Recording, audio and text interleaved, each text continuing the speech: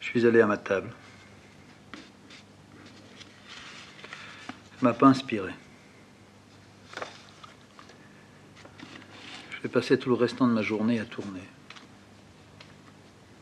J'ai dormi profondément, comme quelqu'un qui a bu. Malheureusement, je n'avais pas bu.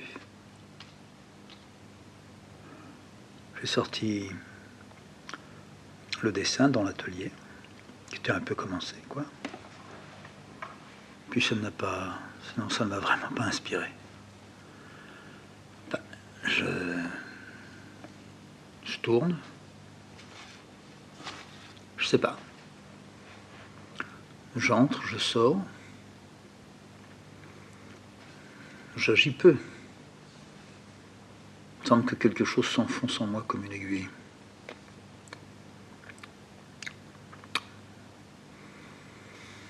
Moi qui souvent parle d'une limite, je me demande si je ne vois pas un peu la fin.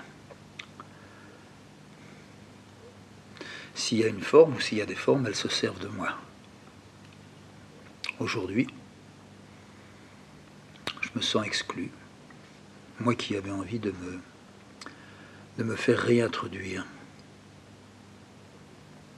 Je suis sûr que je vis une certaine contradiction. Respirer et dessiner, c'est vraiment un problème pour moi. J'avais pris l'habitude des états de plénitude. Aujourd'hui, je suis prêt à dire oui et non, à soulever et à recouvrir. Mais voilà, il y a quelque chose qui m'égare, une sorte de sens que je lui donnais avant et que je ne trouve plus maintenant. Mon habitude, c'est de dramatiser. Très vite, je peux dire j'ai perdu mon pouvoir. Seulement comme je n'ai pas de pouvoir, j'ai tout fait pour non seulement ne pas en avoir, mais le peu que je pouvais avoir pour le perdre. C'est pas aujourd'hui que je vais m'en plaindre. Même l'action me semble lointaine. C'est une sorte de je ne sais pas qui recouvre tout chez moi. Là, en supposant que je conserve encore un peu une initiative, elle est devenue depuis des années, tellement lavée et brassée. Elle est devenue mon autre sang. Qu'est-ce que je veux dire comme ça, par là? Rien. Rien comme toujours.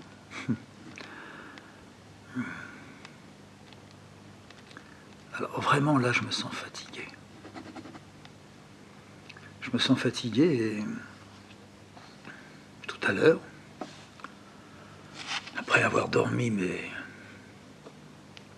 de la façon la plus lourde, qui fait que quand on se réveille, quand je me réveille, je me sens en colère. Dormir d'une façon lourde et être en colère. Je me suis dit, mais comment est-ce que je vais pouvoir vivre maintenant? Alors maintenant, quelle est la différence entre maintenant et il y a 2 mois ou 2 ans? Il doit y en avoir, mais moi je ne la vois pas. Je ne pense pas qu'il y en ait. Je pense que je le dis. Avec le fait de dire brouille et trouble. Alors comment vivre après? J'ai jamais parlé d'exploration. Ma volonté n'est plus, elle n'a jamais été dans la découverte. Je l'ai perdue. Sans doute comme j'aurais voulu perdre mon sang par moments. Petite quinte, extinction lointaine qui s'approche. Petit à petit, il y a le temps qui ne compte plus. Aujourd'hui,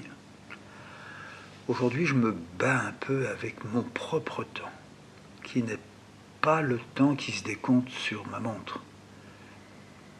Mon temps, le mien, ce n'est pas de grignoter, de calculer.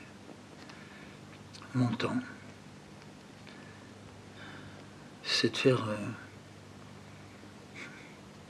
c'est de faire des embardées à l'intérieur de mon temps. C'est ça, mon temps. Oui. Reprendre son souffle. Je me suis souvent dit que je préférais à toutes les commodités de la langue une longue et lente, infinie glissade. Une fois, j'ai dit à un copain, j'ai toujours les quatre fers en l'air. On disait ça, oui. Je crois que c'est vrai. On a les quatre fers en l'air. J'ai sans doute encore beaucoup à perdre. Ça pourrait être mon travail. Mais voilà, dans mon travail, je ne peux pas m'atteler à perdre. Je perds, mais je ne peux pas m'atteler à perdre. Je ne peux pas en faire un travail de volonté. J'ai peut-être quelque chose qui se tient caché, qui attend, qui m'attend. Je l'ai cru. Pourquoi j'arrêterais de le croire? Il y a des tâches qui reculent pour que j'avance. Il doit y avoir aussi plus loin, au fond, une tâche que je pourrais appeler une tâche initiale. Comme par moment, par passage, c'est mieux que par moment. Ouais. Je me dis, il y a une autre tradition. Il y a une autre tradition que cette tradition. En apparence, ce ne sont que des paroles que je prononce, des mots. Dans un monde qui divague, je ne suis certainement pas seul, mais je me sens touché par ailleurs. Cette contradiction n'est ni pauvre ni riche, non. Elle est l'intouchable réserve dans le poumon de cette sorte de gigantesque montagne invisible où va tout ce que je respire. Alors qu'est-ce que je respire? Qu'est-ce qu'elle me donne? Moi, je ne détiens rien, mais cette réserve dans le poumon, est-ce qu'elle, elle détient? Est-ce que c'est elle qui me fait tenir ou est-ce que c'est elle qui me fait tomber?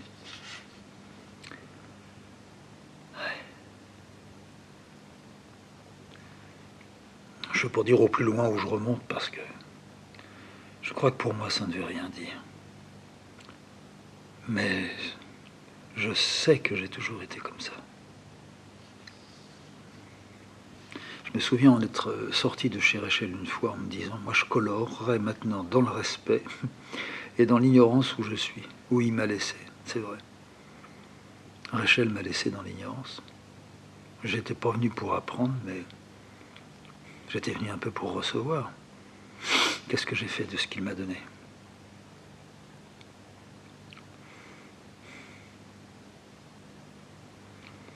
Qu'est-ce qui ne m'est pas passé comme papier entre les doigts? Que j'ai laissé tomber. Aujourd'hui, faut pas aller trop vite, mais est-ce que mes doigts reçoivent encore? Il y a une lourdeur en moi,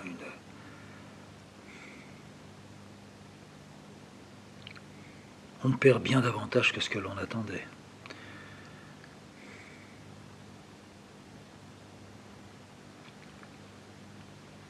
La nuit, parfois, je vois une coulée, une sorte de flaque spirituelle. Il me semble qu'elle voudrait retourner à la montagne, mais la montagne, celle que j'ai dit avoir dans la poitrine, dans le grand fond, dans ma mémoire, là où je vivrais peut-être de ne pas vivre. Fatigué, c'est ça. Fatigué, c'est ça. Ouais. C'est prendre du papier, c'est...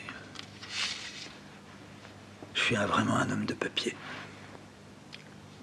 Ouais.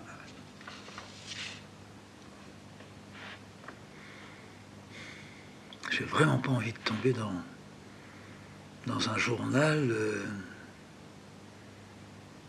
à l'intérieur duquel je prendrais le pouls à toutes les minutes ou à toutes les heures.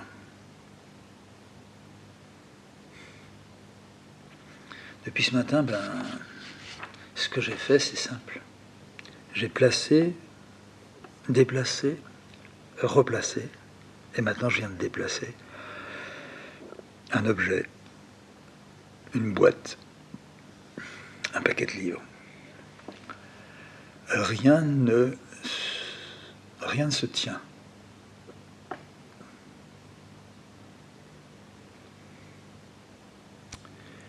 Oui, voilà. Ah, c'est pauvre tout ça.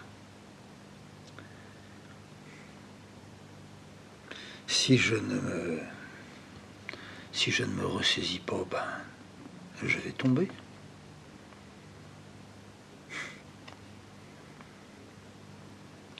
Il y a peu, je me disais, c'est rare maintenant que je me casse, ça, si. Mais que j'ai des élans négatifs, c'est rare. C'est vrai. C'est vrai parce que je ne vois plus maintenant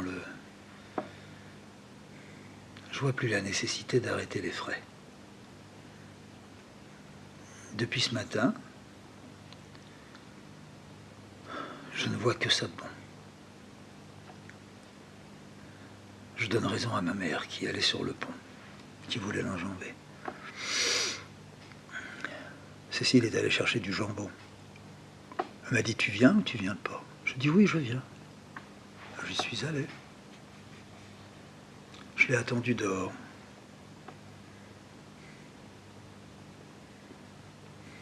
Je la voyais qui avait pris son tour et qui avançait à petits pas derrière ceux qui se faisaient servir et ressortaient. La nausée que j'avais en les voyant tous ressortir. Est-ce que j'aurais aussi la nausée en voyant sortir Cécile? Pour une tranche de jambon, ça serait payé cher. Elle est ressortie. On a été chercher Le Monde. C'était au milieu de la rue nationale, plus bas que la charcuterie.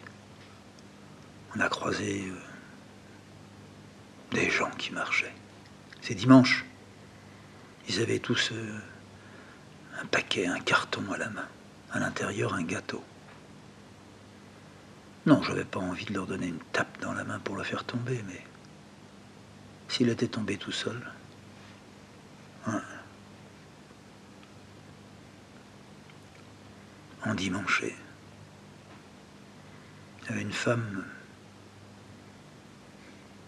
un bijou, une perfection. Moche par-dessus le marché. Ce qu'elle savait pas, c'est que son bas venait de filer. Ça lui faisait dans le dos, au mollet, mais ça partait depuis le talon. Ça devait remonter jusqu'aux fesses. Un trait qui montrait sa chair, et sa chair était pas belle à travers le bas maintenant. Elle a senti que je la regardais. Elle s'est retournée pour voir qui, marchant derrière elle, la regardait comme ça.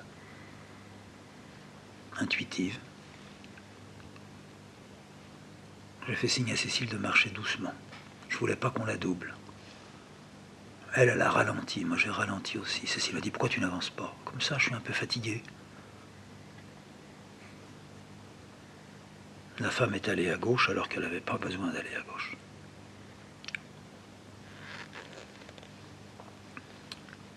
J'ai attendu Le Monde. Et Cécile, elle est venue avec. J'ai porté le paquet de la tranche de jambon.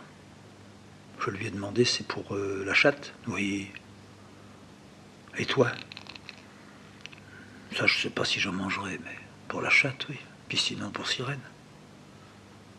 Cécile ne mange plus de viande depuis des années. Moi, j'en mange, je sais vraiment pas pourquoi. Je suis pas tellement un mangeur de viande. J'aurais volontiers arrêté, mais j'ai continué. Sans volonté, sans doute. Alors une fois par semaine. Je participe au meurtre.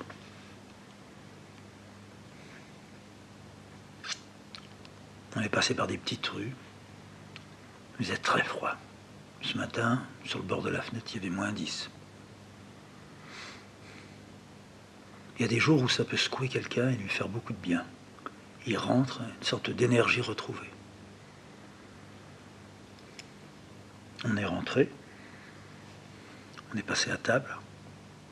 J'avais essayé avant de partir de dégeler les robinets dans le jardin. Tout était gelé.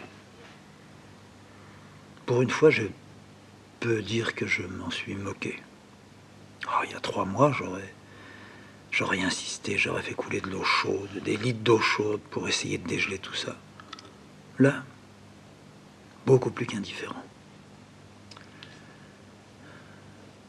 Aussi indifférent que la projection de me voir mort.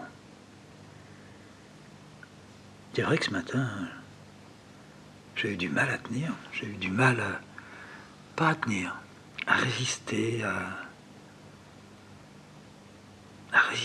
oui, à quelque chose de dur que je connais. J'ai pas envie de commencer là-dedans. J'ai vraiment une envie. C'est de me remettre à ma table, de trouver le calme. J'ai perdu mon calme. C'est un calme apparent que j'ai. Hier, je me suis fait couper les cheveux, il me les a mal coupés, trop courts. J'ai l'air d'un flic. Ça a joué un peu chez moi, je suis sûr. Je sais qu'on voit ma nuque maintenant. Tout est moche chez moi. J'ai pas envie de le montrer. Les cheveux, ça recouvrait tout. Ça me faisait repérer un peu de loin avec des grands cheveux, mais maintenant je suis pas repéré de loin, mais on me prendra pour un flic. Après le repas, Cécile avait eu la délicatesse d'acheter pour moi une petite tartelette aux framboises, très bonne. Je sais que je ne lui ai pas dit qu'elle était bonne. J'avais pas envie de la blesser, hein. Comme ça. Comme ça, le naturel, c'est pas du tout le naturel mauvais, c'est au naturel coulant. Ouais. Puis je suis monté m'allonger. Tous les jours, maintenant, je m'allonge. Depuis que j'ai été fatigué. Seulement, voilà, je retrouve ce que j'ai dit tout à l'heure. Je suis tombé dans un, je ne sais pas quoi, dans un fût de ciment, et j'étais coincé là-dedans. Une sorte de lourdeur depuis, mais même pendant mon sommeil. J'ai dû rêver, avec un estomac chargé. On rêve mal. Pourtant, je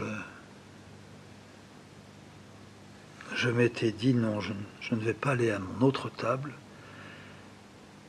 J'avais peut-être quelques minutes seulement.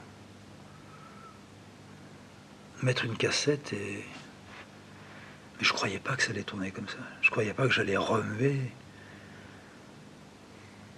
Au fond, je n'ai pas remué.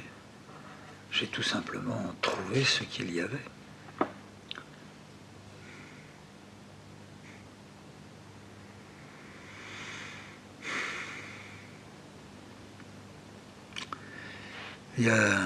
C'est juste avant de commencer le dessin dans l'atelier.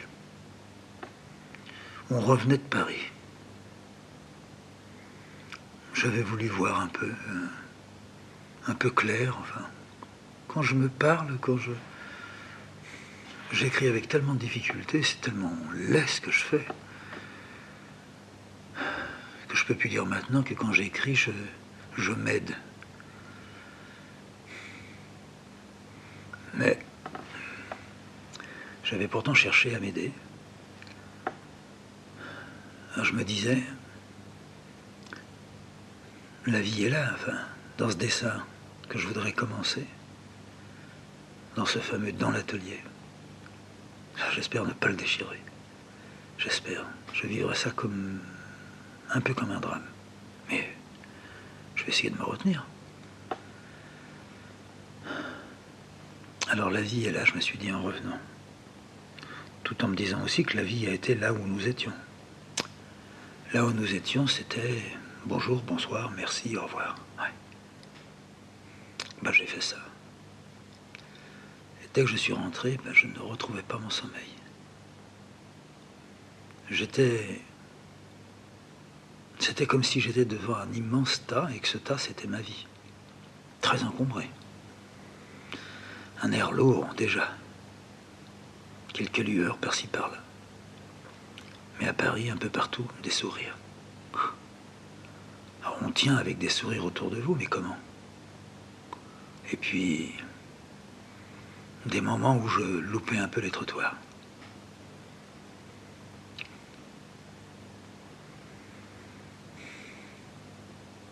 J'ai fait ça pendant une semaine. Ah oui.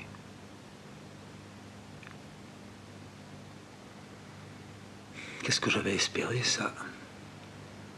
J'avais espéré que peut-être tout changerait au retour. Après le bruit, le silence. Après une sorte de somnolence, le vrai isolement. La foi, une sorte de foi que j'ai vraiment en lui. Le silence. Le besoin de me taire. Autrement que de l'espoir, mieux, je sais pas. Pire, non. La seule foi que j'ai, c'est peut-être ma foi. C'est difficile d'avoir ça sans s'appuyer. Je m'appuie sur rien, moi. Je me raconte des histoires, dans le fond. Hein.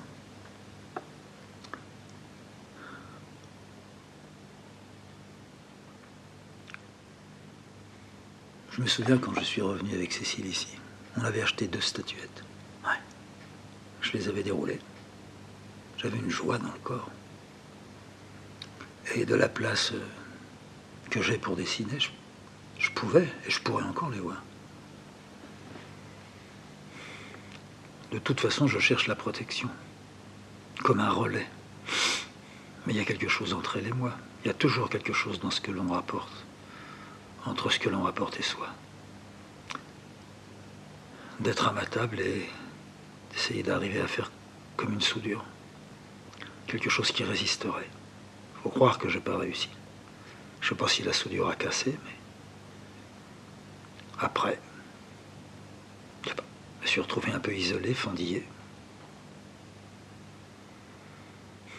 Quand j'ai rangé les 2 feuilles, pas du tout terminées, sur 4, du dessin dans l'atelier, j'ai dit bonjour Roméo. C'est moi, j'ai fait ça. Je peux pas aller plus loin.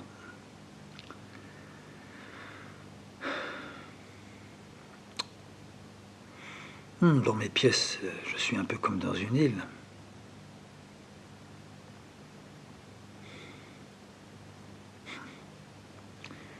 Quitter l'île en laissant quoi? J'ai rien à laisser. C'est ce que j'ai fait. J'ai voulu arranger un peu. J'ai arrangé en rangeant mes crayons, mes gommes, mes couleurs, des bouts de ficelle. J'ai changé d'ampoule. J'ai mis une 60 au lieu d'une 40. Puis ailleurs, j'ai mis une 60 au lieu d'une 75. Ma table de travail a complètement changé. Retour à ma place, statuette. Ouais. Je suis resté silencieux, mais immobile, aucun geste.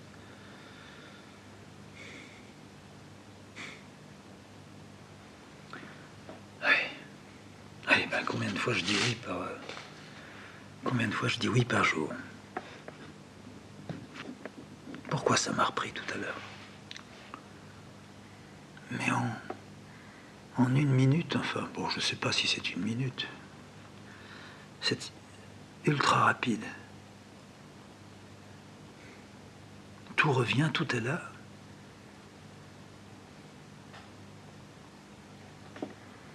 Vraiment au bord de se rompre. Dans la rue, en allant chercher le jambon, non pas encore. Après avoir vu la femme et son bas filet, ça a dû commencer là. J'ai vraiment un grand malaise avec les autres, moi.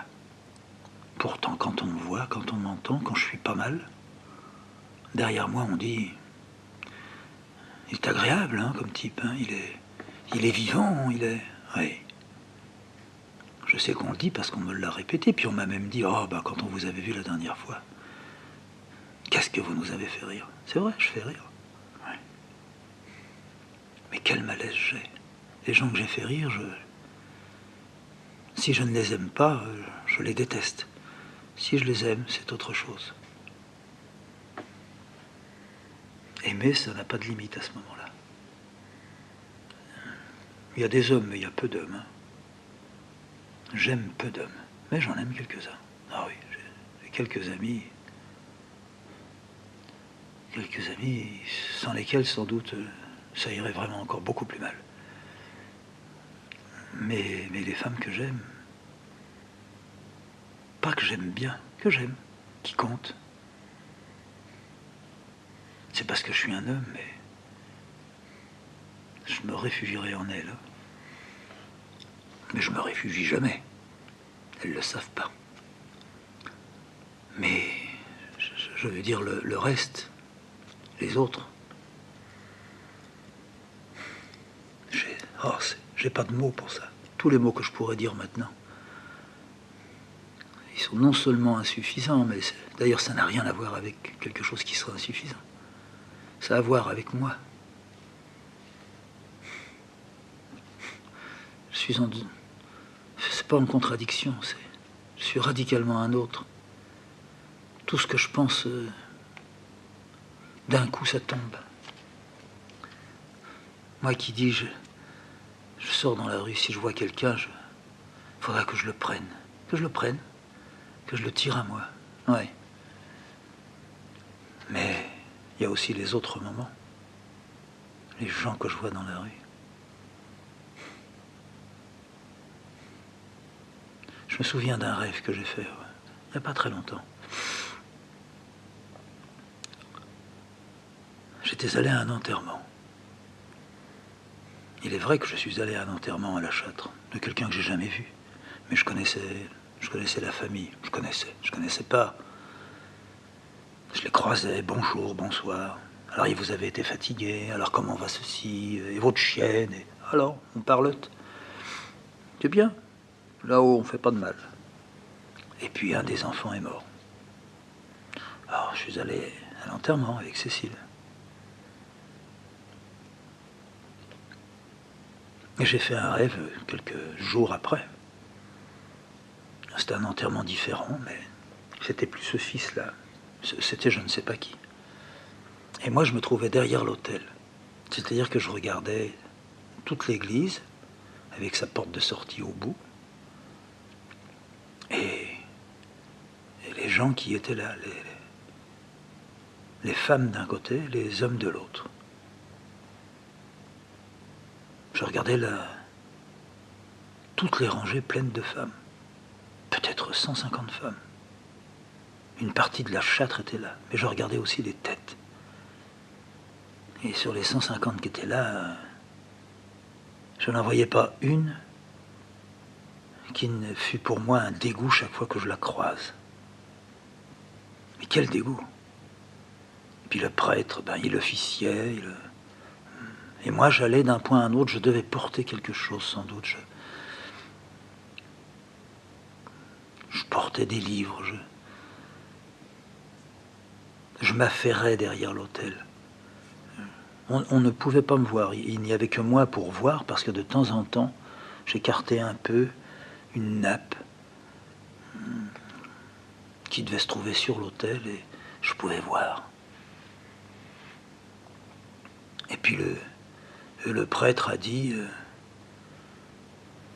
eh bien maintenant nous allons dire un dernier au revoir à notre cher ami, voilà. Je vous demanderai de vous lever et de venir pour la bénédiction. Il a fait signe aux femmes, levez-vous, en mettant ses deux mains tournées, la paume vers le ciel, disons.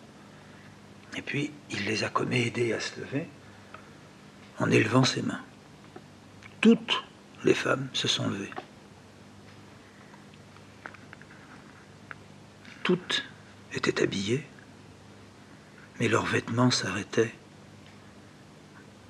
à la hauteur de la poitrine. On ne pouvait pas le voir de là où j'étais. Et toutes sont venues, le ventre à l'air, le cul à l'air, le sexe devant, qui pieds nus, qui en sandales, qui avec des chaussures. Et toutes sont venues, ont pris l'objet pour bénir, et l'ont passé à la suivante. Apparemment, ou bien c'était très naturel de se trouver les 3/4 du bas du corps nu, ou bien elle ne s'en était pas encore aperçue. Et je les ai toutes vues, toutes ces femmes profondément détestables, à la tête très pincée, faisant comme si elles étaient peinées, mais le restant de leur corps, leur sexe un peu entrouvert, montrait qu'elles s'en foutaient.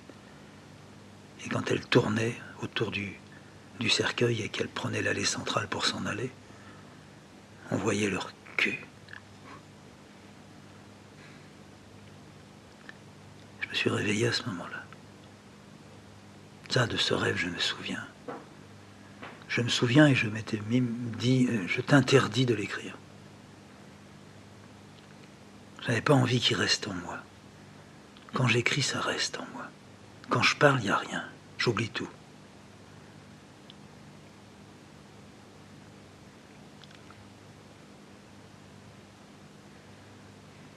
Oui.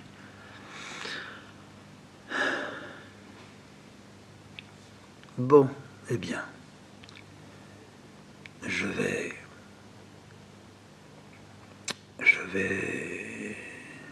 me lever.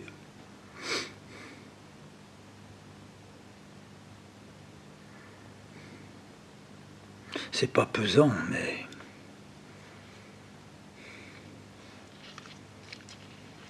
j'ai peut-être remué beaucoup. Tout ce que je viens de faire là pendant des semaines, tout ce que je viens de faire, et faire dans ce cas-là, ça a été dire.